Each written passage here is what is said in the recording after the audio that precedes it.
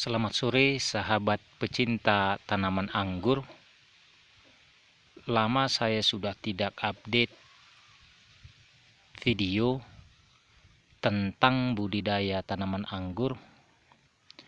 Dan hari ini saya akan coba kembali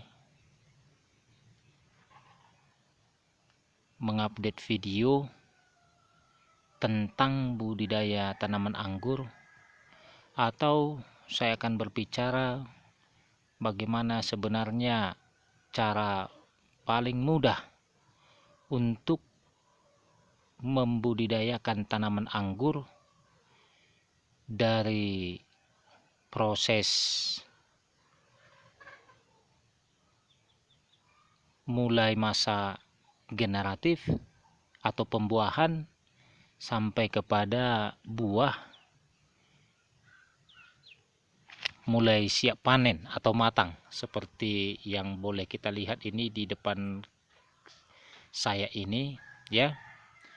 Ini tanaman anggur saya yang sudah mulai siap panen karena semua buahnya sudah hampir merah, malah ada yang sudah mulai agak kehitaman, menandakan bahwasannya ini sudah mulai menuju masa matang sempurna, walaupun masih ada sedikit yang masih hijau-hijau. Jadi para sahabat, singkat saja, bagaimana sebenarnya cara paling mudah untuk membudidayakan tanaman anggur? Yang pertama sekali para sahabat ya, saya sampaikan dulu bahwa anggur yang ada di hadapan kita ini adalah anggur varietas Jupiter ya para sahabat ya. Ini terkenal sebagai anggur yang paling genjah, nah paling mudah dibuahkan ya. Tetapi walaupun paling mudah dibuahkan, kita tetap harus melakukan perawatan ekstra agar nanti dia bisa menghasilkan buah yang bisa kita panen sampai masa matang sempurna. Nah, kebetulan di kebun kita hari ini ya, bukan kebun lah ya, ini hanya sekedar hobi, ada beberapa pohon yang kita tanam. Kebetulan di sini sekarang berbuah dua varietas ya. Dua varietas. Yang pertama itu Jupiter, kemudian yang kedua itu sekarang lagi berbuah juga varietas Everest. Nah, ini juga sudah mulai sebenarnya ya memasuki masa Horizon atau masa berubah warna menuju proses matang ya. Seperti contoh ini, nah ini sudah agak memerah buahnya nih ha, sudah ada agak kemerah-merahan nih ha. Yang saya kena jempol saya ini sudah mulai berubah warna, dia kemerah-merahan. Nah, ini varietas Everest ya para sahabat ya. Nah, ini pembuahan pertama varietas Everestnya ya. Nah, ada beberapa dompol ya, ya lumayan lah. Nah, buahnya untuk pembuahan pertama. Dan ini juga Jupiter kita ini juga pembuahan perdana para sahabat ya. Ini juga pembuahan perdana. Nah, juga ini semua sudah mulai variation ini para sahabat, sudah mulai berubah warna. Oke para sahabat, langsung saja kita mulai. Mana tahu banyak para sahabat yang ingin belajar membudidayakan anggur ya. Kemudian anggurnya itu ya bisa sampai dipanen. Nah, bisa sampai dipanen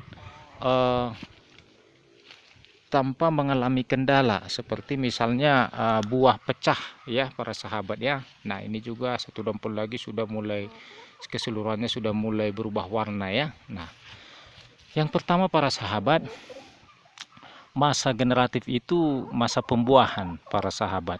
Nah, jadi untuk membuahkan anggur itu para sahabat ya, yang pertama tanaman itu harus tinggi unsur P dan K para sahabat, tinggi unsur P dan K. Nah ya, ini tabulam pot ya, para sahabat, ini kemarin pembentukan cabang tersier bawa buah satu dompol ini ya. Ini juga varietas Everest para sahabat, ditanam di dalam pot ya. Nah, yang pertama dia harus tinggi unsur P dan K ya. Nah, minus atau kita kurangi unsur N-nya atau nitrogennya para sahabat ya.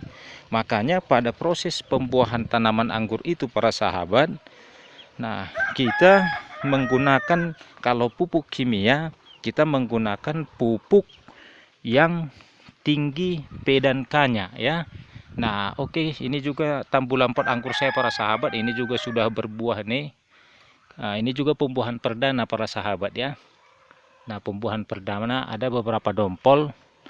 Nah, ini ya, ini. Nah, kemudian ini, kemudian di atas juga ada ini para sahabat ya, nih. Nah, jadi kita lanjut para sahabat, kita di sini saja memandang-mandang sambil memandang-mandang anggur saya dalam yang berbuah dalam pot ini ya para sahabat ya. Nah, akan saya jelaskan sedikit ya para sahabat, ilmunya mudah-mudahan nanti bermanfaat. Nah, maka dalam proses pembuahan anggur itu para sahabat, kalau kita menggunakan pupuk kimia, nah karena dia harus tinggi P dan K, maka kita menggunakan pupuk MKP.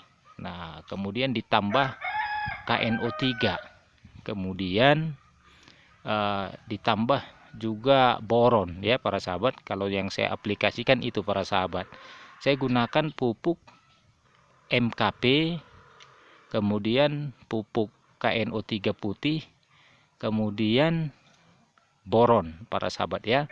Nah, dengan jumlah untuk ini para sahabat, ini pot ini coba lihat, ini pot ini mungkin diameter sekitar 40 cm ini para sahabat ya.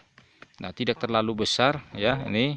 Nah, untuk satu pot ini para sahabat, saya menggunakan itu pupuk untuk pembuahan pertama itu pupuk MKP-nya itu 1 sendok makan, kemudian pupuk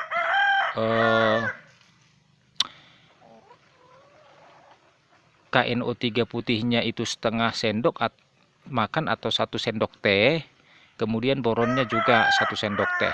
Kemudian saya larutkan dengan air 10 atau 5 liter air lah. Nah, saya larutkan dalam 5 liter air, kemudian saya kocor ke dalam pot ini. Nah, selama 4 kali, 1 kali seminggu. Nah, berarti selama 4 minggu ya para sahabat ya.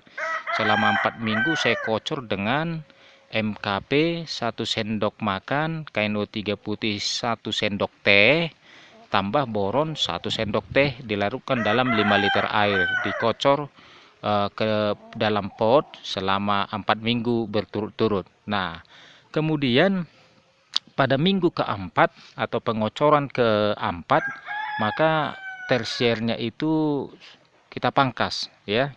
Tersiernya kita pangkas. Nah, pemangkasan tersier itu kita tidak perlu terlalu pusing-pusing para sahabat. Cukup nanti di mana bat yang paling gemuk, di situ kita potong.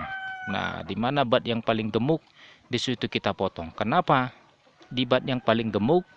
Karena nanti potensi membawa buah itu atau membawa bunga itu sangat besar ya.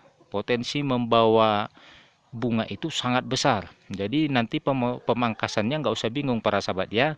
Tersier itu nanti cukup potong di bat yang paling besar.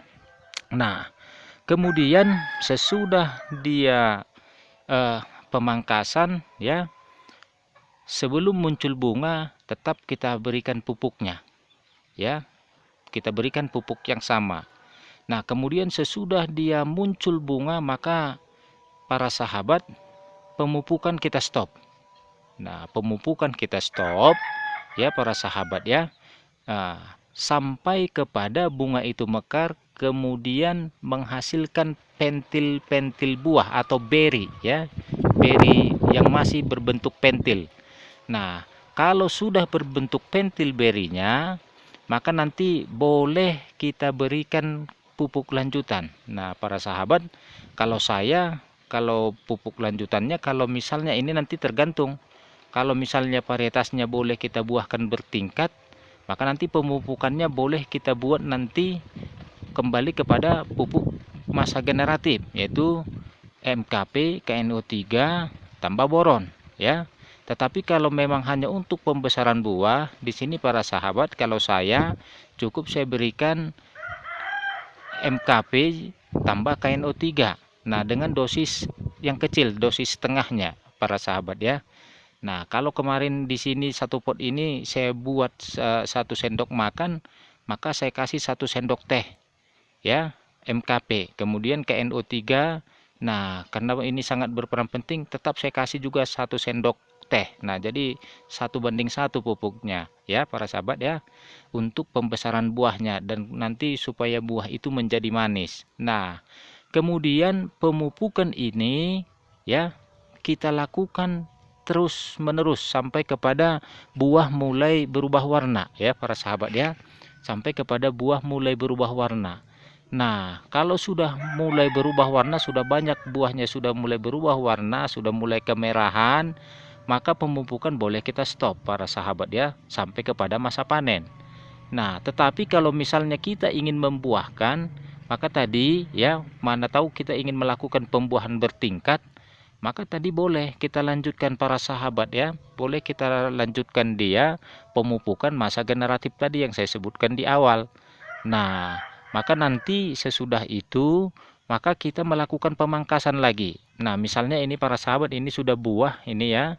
Nah, kalau mau kita buahkan lagi, maka nanti kita potong lagi di bat selanjutnya di atas buah ini. Mana yang paling gemuk?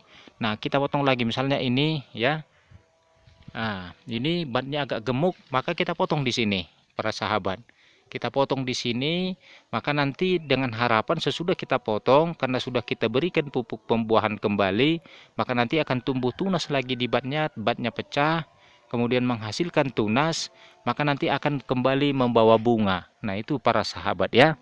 Nah, jadi kalau para sahabat lakukan itu, maka nanti Anda mempunyai kemungkinan dapat memanen buah anggur Anda ya sampai kepada matang sempurna seperti anggur Jupiter saya tadi ya. Nah, kita kembali ke anggur Jupiter saya, maka nanti para sahabat akan boleh mendapatkan hasil nanti. Nah, kemudian ingat di masa berbuah itu penyiraman jangan telat. Nah, kalau misalnya lagi musim kemarau yang agak terik, maka jangan telat penyiraman para sahabat. Kenapa? Karena nanti buahnya bisa rusak nanti. Buahnya akan bisa kisut karena kekurangan air. Apalagi dia kita tanam dalam pot. Maka tidak boleh kita terlambat menyiram para sahabat ya. Nah, di dalam yang tanam di tanah juga seperti itu. Kita nggak boleh melakukan penyiraman telat. Tetapi jangan juga terlalu banyak. Karena ketika dia mengandung banyak air, akar menyerap banyak air, maka nanti buah mudah pecah para sahabat ya. Nah, ini seperti anggur saya ini, dengan cara yang sudah saya sebutkan, ini boleh sampai kepada ini masa panen ini para sahabat. Mungkin seminggu lagi ini sudah bisa dipetik para sahabat ya. Nah, jadi para sahabat, itulah sedikit ilmu bagaimana menangani anggur kita di masa generatif ya, sampai kepada buah siap panen para sahabat ya. Oke para sahabat, saya kira cukup sekian dulu informasi yang saya sampaikan, mudah-mudahan berguna. Kalau para sahabat menganggap informasi yang sampaikan berguna, silahkan like, subscribe, dan share channel saya. Oke para sahabat, terima kasih, selamat sore, salam pengangguran.